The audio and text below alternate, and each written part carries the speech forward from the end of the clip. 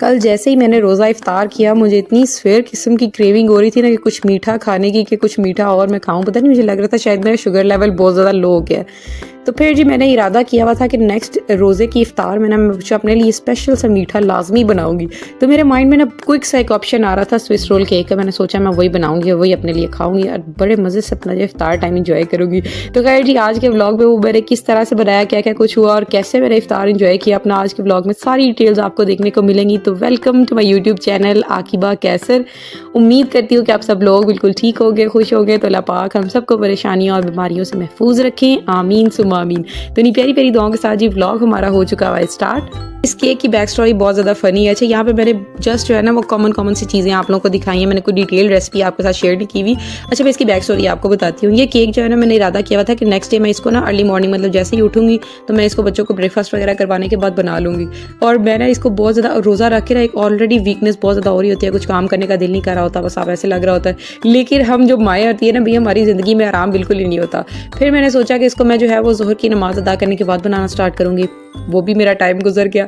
अच्छा जी असर की अजान हो चुकी हुई थी और वहाँ से जो है वो 1 घंटा इफ्तार में रहता था और 1 घंटा मेरे पास था इस केक को बनाने के लिए। फिर आप लोग मेरी स्पीडें चेक करें कि मैंने इसको किस तरह से बनाया होगा। मैंने इसको तकरीबन जो है वो विद इन आवर कंप्लीट किया। इसकी बेकिंग, इसकी फ्रॉस्टिंग, इसकी मतलब डेकोरेशन, ईच एंड एवरीथिंग उस 1 घंटे के अंदर हुआ है। और मैं खुद सोच रही थी कि देखो मेरी स्किल्स कितनी इंप्रूव हो गई, मतलब 1 घंटे में कितना कुछ मैंने कर लिया। तो खैर जी केक को मैंने बेक कर लिया था। उसके बाद यहाँ पे क्रीम लेके आई हूँ। अच्छा मुझे ना कमेंट्स आ रहे होते हैं आप कौन से ब्रांड की क्रीम यूज़ करती हैं, कौन सी अच्छी होती है। तो मैं आप लोगों को बताती चलूँ कि कोई भी आपको मिल जाए ना सारी ही क्रीम्स अच्छी होती हैं, बस आपको उसको हैंडल करना आना चाहिए। अच्छा ये सारा कुछ तो साथ साथ चल ही रहा है व्लॉग में। आज मैं बहुत ज़्यादा एक्साइटेड थी और एक्साइटेड क्यों थी वो थी मैं इस पार्सल की वजह से। मेरे पास जी बेक हाउस से ये पार्सल आया हुआ था, बहुत एक्साइटेड थी मैं इसको लेके। वहाँ पे बेक हाउस की रमज़ान जो है वो सेल चल रही थी, मैंने बहुत सारी चीज़ें ऑर्डर की हुई थी। सबसे पहले तो ये डार्क चॉकलेट थी, मिल्क चॉकलेट है, कंपाउंड चॉकलेट है, उसके अलावा जो है वो चॉकलेट स्प्रेड है, मतलब और कलर्स थे, फूड कलर्स मेरे पास खत्म हुए थे तो वो भी मैंने ऑर्डर किए थे। काफ़ी सारी चीज़ें आई हैं, कुछ जो है वो आ चुकी हैं और कुछ चीज़ें जो है वो आ रही हैं। तो जैसे जैसे आती जाएंगी ना मैं बाय द टाइम आपको साथ साथ दिखाती रहूँगी। अच्छा ये 1 kg की चॉकलेट बार थी, स्लैब थी पूरी और बहुत अच्छी मतलब पैकेजिंग में मेरे पास रिसीव हुई थी। उसके बाद ये आप लोग देख सकते हैं कि चॉकलेट स्प्रेड भी मैंने 1 kg का ही ऑर्डर कर लिया था और बहुत रीजनेबल प्राइसेस पे मिल रही थी, तो मैंने सोचा चीज़ें जो है वो अवेल कर लेनी चाहिए। अच्छा ये मैं यूज़ भी कर चुकी हूँ, आप लोग देख सकते हैं आधी तो करीबन ये हम लोगों ने खा पी लिया। बहुत मज़े से हम लोगों ने भी अपना जो जितना भी टाइम था ना इंजॉय किया, वह बड़ा मज़ा आया, बहुत ही फ्लेवरफुल है। आप इसको केक्स की फ्रॉस्टिंग में यूज़ कर सकते हैं, आप इसको न्यूटेला की जगह पे यूज़ करते हैं, आप लोग ब्रेड के अंदर इसको यूज़ कर सकते हैं, मतलब किसी भी तरह में। मैं तो आजकल इसको स्ट्रॉबेरीज के साथ लगा लगा के खा रही हूँ, मतलब मुझे इतना मज़ा आ रहा है ना इसको खाने का। मतलब इफ्तार करने के बाद मुझे पता नहीं क्यों बहुत ज़्यादा मीठे की क्रेविंग हो रही है, वरना इतना मीठा मैंने कभी ज़िंदगी में आजकल वैसे खाया नहीं है। मुझे मीठा इतना पसंद नहीं है, लेकिन पता नहीं क्यों जैसे जैसे रमज़ान स्टार्ट हुआ है ना बहुत ज़्यादा मीठी चीज़ें खाने का दिल कर रहा होता है। खैर जी अजीब ही चीज़ें हो रही हैं। उसके बाद जी ये आप लोग देख सकते हैं केक बेक हो गया था और केक कितना थिन मैंने इसको बेक किया और मुझे अभी भी लग रहा है कि ये थोड़ा सा मोटा, इससे भी ज़्यादा ये थिन होना चाहिए था। अच्छा खैर मैं भी ना सीख रही हूँ, टाइम के साथ साथ आप कभी भी एक्सपर्ट नहीं होते हैं।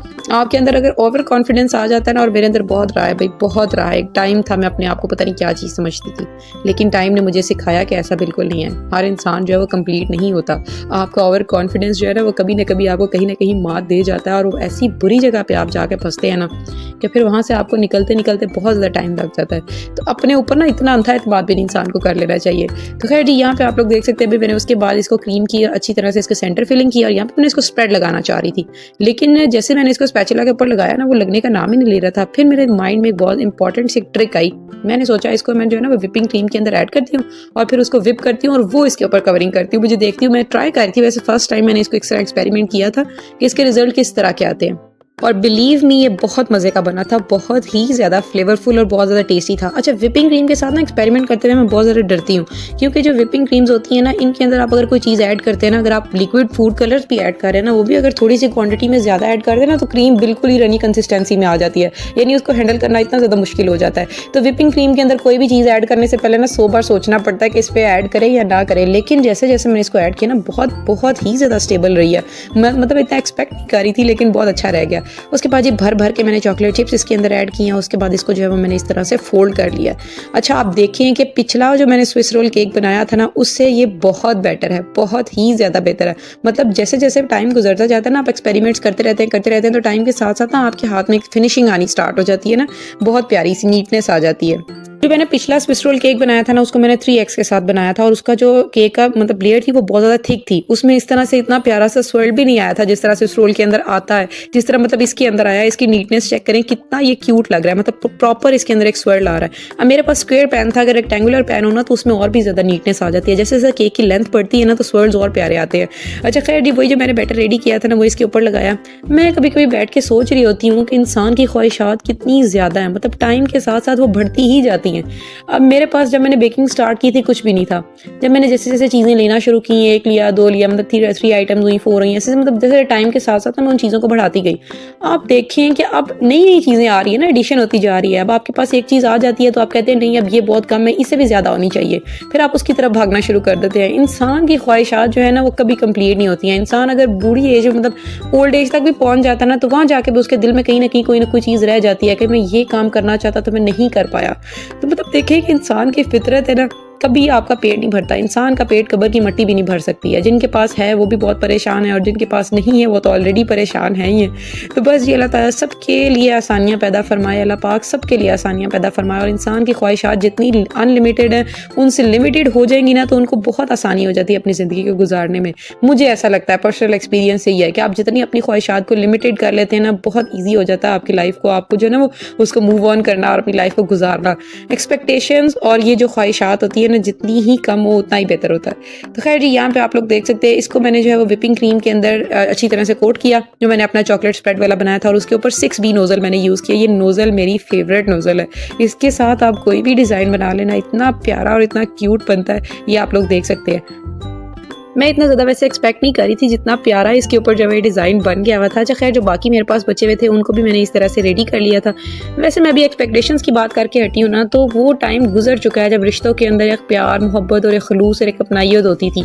आजकल के टाइम पे ना हर एक इंसान अपनी ही लाइफ में बिजी है। आप अपने बहन भाइयों की तरफ फोकस करें, आप अपने आसपास देखें, कुछ भी नहीं है। मतलब रिश्तों के अंदर वो मोहब्बत, वो मिठास वो रही नहीं है, वो चीज़ ही नहीं रही है।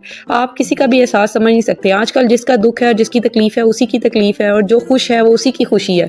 मतलब ना किसी को कोई इंसान खुश देख के खुश हो सकता है और ना किसी गमी में इंसान उसके साथ खड़ा हो सकता है कि अगर अल्लाह ताला हमारे पास ये सहूलियात हैं या हमारे पास ये अवेलेबिलिटीज़ हैं तो हम किसी को अवेलेबल चीज़ करवा दें या नहीं। या अगर कोई इंसान के पास वो खुशी आ गई है और वो दूसरा उसे बर्दाश्त नहीं कर पा रहा होता कि उसके पास ये चीज़ है तो मेरे पास ये चीज़ क्यों नहीं है। मतलब अपने ही जो ब्लड रिलेशंस होते हैं ना वो ही इतने ज़्यादा टॉक्सिक हो गए हैं कि आपको बाहर जो है ना वो दुश्मनियाँ लगाने की ज़रूरत ही नहीं पड़ती, आप लोग बाहर जाना ही नहीं पड़ता।